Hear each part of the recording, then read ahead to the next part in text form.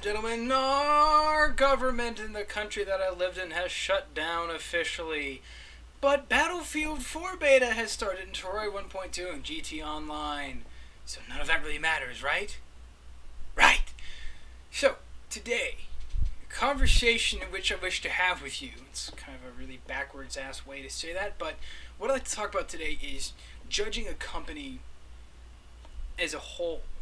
And specifically judging a game as a result of how you judge the company.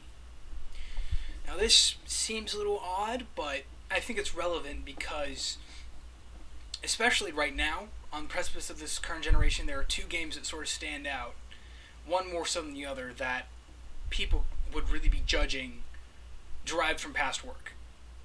And those two games would be Warframe and Killer Instinct. Now, Warframe's already proved itself, however. It's been released, people genuinely like it, and it's turned out very good. Now, when I write this topic, if you were to look at what Digital Extremes have done before, you'd be looking at Warframe from a very interesting light. They've worked on Unreal Tournament, which, if you know, is one of my favorite games ever. I adore Unreal Tournament to the ends of all time. But they've also made games like Star Trek Into Darkness, the movie, the game, which was not received at all well. So, at that point, you kind of have to look at it and go, ooh, I don't know about Warframe. It's a free-to-play game. Ooh, it's multiplayer. Ooh. But it works out in the end because its free-to-play model sort of works for being free-to-play, which, I mean, I would like to devote an entire episode discussing that free-to-play model in and of itself because it's so unique and interesting compared to pretty much every other free-to-play model that's out there. But the other game, Killer Instinct, you look at Double Helix, and what have they done? Movie tie-in games.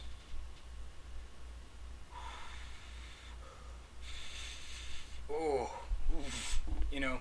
Green Lantern, Rise of the Manhunters, and Battleship. Oh god, we want to talk about just a terrible reputation. Games that are offensively average, if not worse. And at that point, you have to wonder, is this new Killer Instinct going to shape up at all? But that's where judging a company runs into its first major issue. Every game is an isolated experience, derived from experience of the company. Double Helix is used to being to crank out games pretty quickly and have them be serviceable. Maybe they don't exactly care about it. They don't have the greatest grasp in terms of what design should be or something like that. Mostly because it just doesn't matter. They've been paid to do it and they're going to do it. Damn it! And they're guaranteed X number of copies. But you look at Killer Instinct, and you look at the staff that they've hired, which have worked on games like Skullgirls and Tekken Tag 22, and they have Ken Lobb working there, which is the original sort of creative director on the first two Killer Instincts.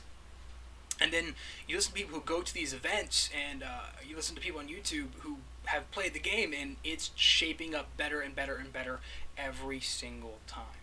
It keeps improving itself. It keeps changing to be a better fighting game as well as a better game in general. And I like this because it shows that Double Helix has that resolve, that if you are dedicated to your project, you will make it work. I mean, you look at any independent studio. They are dedicated to their project to the bone. They just care about that game because it's something that's really personal and unique to them. And I feel like Killer Instinct and a couple other games from larger developers is that way. Killer Instinct definitely has that sensation of these guys who are working on it care. And there's probably other games like I'm pretty sure Titanfall really sits in that sort of that seat of these guys aren't just doing it because it's experimental, but because they want it to happen.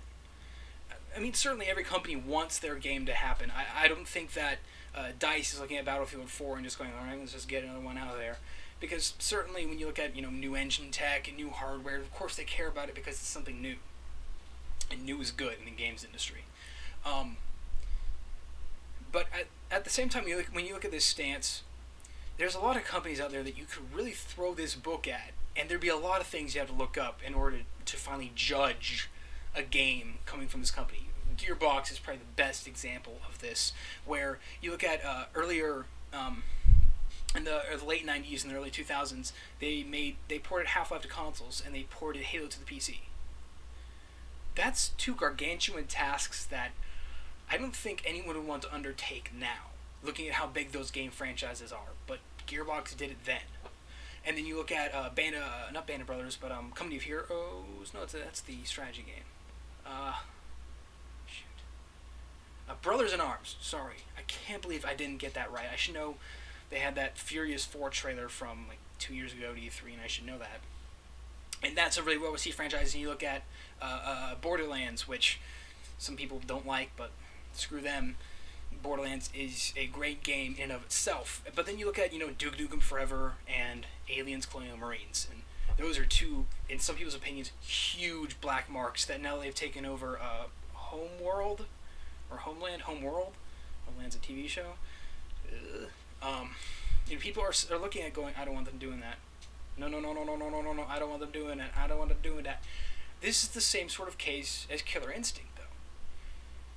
You're judging them from their past works, which, let's be honest, Battleship and Green Lantern are nothing like Killer Instinct. And Homeworld is nothing like Borderlands, or nothing like ACM, or nothing like Duke Nukem Forever. And to add on top of it, you can tell that the people at the head of Gearbox, at least, are really giving a shit about making sure this game comes out and making sure that it's good. So, when you look at a company, don't jump to conclusions until you've played the game. I know that there are times when it's just easy to assume that this is going to be a good game. Look at Rockstar and Grand Theft Auto 5, and people were just, this is going to be a good game, and it came out and it is a good game. I don't care what you think about it. It's, from what needs to happen, it's a good game. And you look at, somebody like a Vicious Cycle here in North Carolina. They're pretty much a sort of shovelware company. No offense to those guys. They've, made like Ben 10 games. So you don't exactly see Vicious Cycle and go, oh, this is going to be a good game. But this always goes down to judging a game for being a game. Don't judge it based on its company. I know people will do that with something like Valve, but every single game should be taken for what it is, not for who made it. Because every game has something about it, right? Well, in theory. Thank you for watching, ladies and gentlemen. I hope you can think about games that you've judged like this and maybe step back a little bit from harshing their buzz in a way of sense. I don't like using that sort of term, but hey, it makes sense. But thank you for watching, and I shall see all of you later.